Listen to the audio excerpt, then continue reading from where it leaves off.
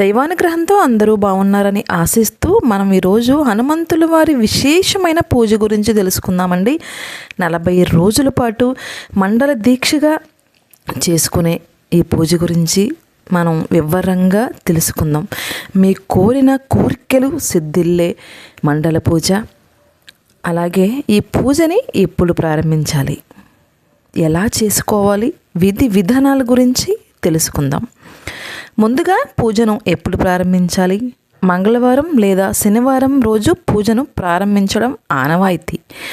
అయితే మీ అనుకూలమైన ఏ రోజునైనా పవిత్రమైన సంకల్పంతో ప్రారంభించవచ్చు. కాకపోతే మంగళవారం శనివారమే ప్రారంభించండి.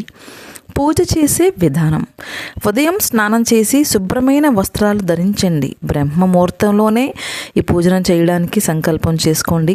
హనుమంతుడి చిత్రపటం లేదా విగ్రహం ముందు దీపాన్ని వెలిగించండి. పుష్పాలు సమర్పించి మీకు తెలిసిన హనుమాన్ స్తోత్రం, హనుమాన్ చాలీసా అని మీకు ఏమీ రాకపోతే శ్రీరామ నామాన్ని భక్తితో జపించండి. పూజ అనంతరం మీ కుటుంబం, సమాజం, ప్రపంచం క్షేమం కోసం ప్రార్థించండి. అలాగే మీరు నెరవేరాలని కోరుకున్న కోరికని మాత్రం గట్టిగా స్వామివారికి సంకల్పం చేసుకోండి. ఇక నియమాల గురించి తెలియాలి అంటే ప్రతిరోజు సాధ్యమైనంత వరకు ఒకే సమయంలో పూజ చేయాలి. సత్యం మాట్లాడేందుకు, కోపాన్ని తగ్గించేందుకు ప్రయత్నం చేయాలి. ఈ 41 రోజు కూడా ఇతరులకు సహాయం చేయడం, దయ చూపడం వంటి సత్కార్యాలను అలవాటు చేసుకోండి. పరిశుభ్రతను పాటించండి. శ్రీరామ నామస్మరణను కూడా చేయడం మంచిదని అనేక భక్తులు చెప్తున్నారు. అలాగే మనకి 40 రోజుల పూజకి ఉన్న విశేషత ఏమిటి అంటే హనుమంతుడికి భక్తి, ధైర్యానికి, బలానికి, సేవాభావానికి ప్రతీక కదా. శ్రీరాముడిపై ఆయనకు ఉన్న అచంచలమైన భక్తి వలన ఆయన చిరంజీవిగా పూజలు అందుకుంటున్నారు కదండి. మనలో ఉన్న భయం, ఆందోళనలు, ఆటంకాలు, నిరాశ వంటి పరిస్థితులు ఎదురైనప్పుడు మనకి చాలామంది భక్తులు ఈ హనుమంతుల పూజను ఆచరిస్తూ ఉంటారు. అదే ఇంకొక విశేషమైన విషయాన్ని చెప్తానండి. 40 రోజుల పూజకు ప్రాముఖ్యత అంటే మన హిందూ సాంప్రదాయంలో ఒక సంకల్పాన్ని నిరంతరంగా నిర్జిత కాలం పాటు ఆచరించడం ద్వారా మనసు క్రమశిక్షణను అలవాటు చేసుకుంటుంది. ఈ 40 రోజుల పాటు భక్తితో చేసే పూజ మనలోనే చాలా మార్పులు వస్తాయండి. ఏకాగ్రత పెరుగుతుంది, భక్తి భావం పెరుగుతుంది, మనలో మనకే ఆత్మవిశ్వాసం అనేది కలుగుతుంది. అలాంటి భగవంతుడు కృప కూడా తోడైతే మన కోరిక తీరడానికి ఎంతసేపు అండి, మానసిక ప్రశాంతత కూడా కలుగుతుంది. అప్పుడే మనం చేయదగిన పనులు ఆటంకాలు లేకుండా ధైర్యంగా మన ఆలోచన విధానం కూడా కరెక్ట్గా పనిచేసి మన కోరికలు తీరుతాయండి. ఇక హనుమాన్ చాలీసాలో చెప్పినట్టే నాయక శతాక్షర లేదా 40 రోజులు నియమబద్ధం పూజ చేయటం వల్ల మీ కోరిన కోరికలు తీరతాయని మనకి హనుమాన్ చాలీసాలో ఉందండి. ఇక ఆహార నియమాలకు వస్తే 40 రోజులు ఖచ్చితంగా ఉల్లి, వెల్లుల్లి, మద్యము ఇలాంటి ఆహారాన్ని నిషిద్ధాలండి.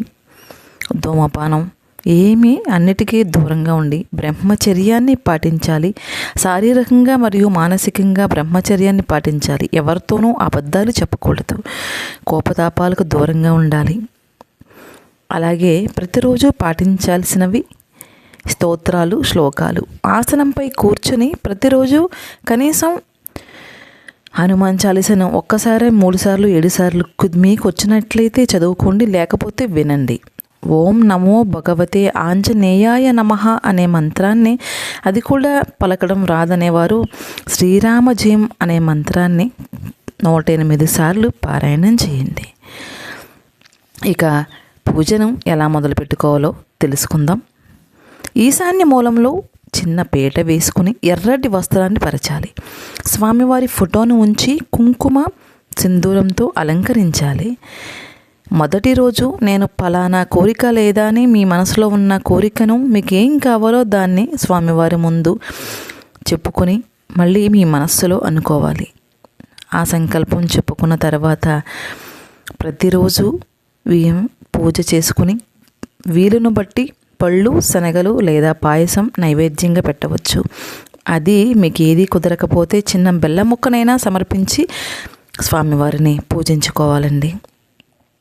ఇక ఈ 40 రోజులు దీక్ష అయిన తర్వాత 41వ రోజు సమీపంలో ఉన్న హనుమాన్ గుడికి వెళ్ళి ఆకు పూజ లేదా సింధూర పూజ చేయించుకోవాలి. కనీసం 5 భక్తులకు లేదా పేదలకు అన్నదానం చేయటం వల్ల, ప్రసాదం పంచడం ద్వారా దీక్షను విజయవంతంగా ముగించవచ్చు. చాలా వరకు బ్రహ్మముహూర్తంలో లేచి 4 గంటల నుంచి 5 గంటల మధ్య బ్రహ్మముహూర్తంలో పూజ చేయడానికి ప్రయత్నం చేయండి. కానీ ఆత్మవిశ్వాసం పూజ చేయడం అనేది చాలా కష్టమనే చెప్పుకోవాలండి.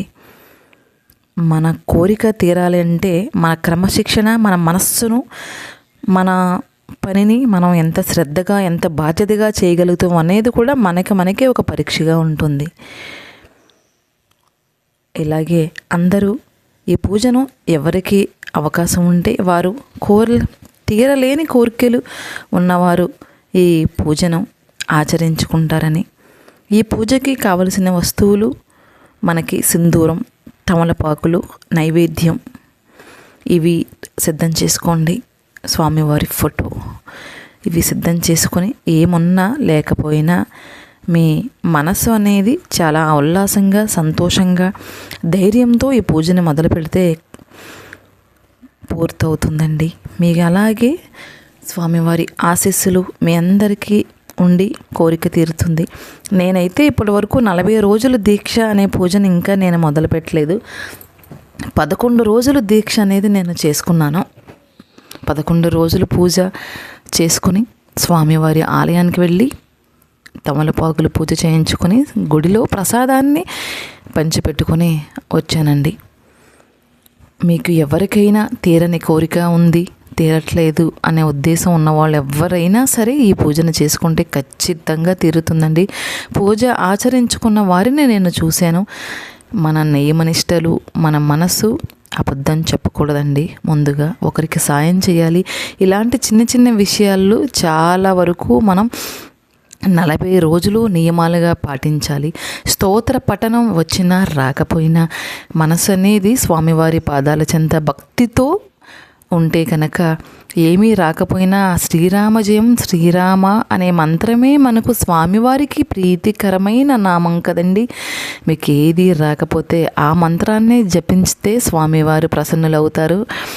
మీ కోరిన కోరికలు సిద్ధిల్లుతాయండి.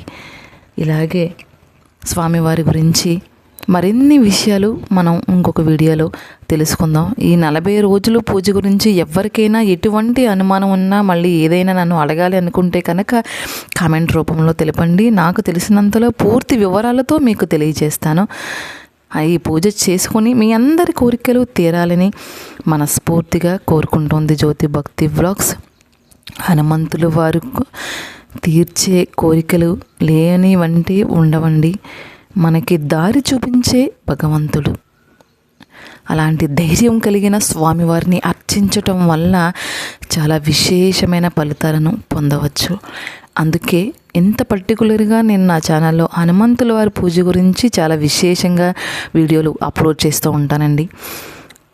సాధ్యమైనంత వరకు తీరని కోరికలు, చాలామంది ఎన్నో సంవత్సరాలుగా తీరని కోరికల కోసం బాధపడుతూ ఉంటారు కదా, వాటిని ఈ 40 రోజుల దీక్ష చేపడితే మీ కోరిక తీరుతుంది. మీ కోరికలు తీరాలని మనస్ఫూర్తిగా ఆశిస్తూ ఈ వీడియో నచ్చితే ఒక చిన్న లైక్ చేయండి, షేర్ చేయండి, సబ్స్క్రైబ్ చేయండి జ్యోతి భక్తి వ్లాగ్స్.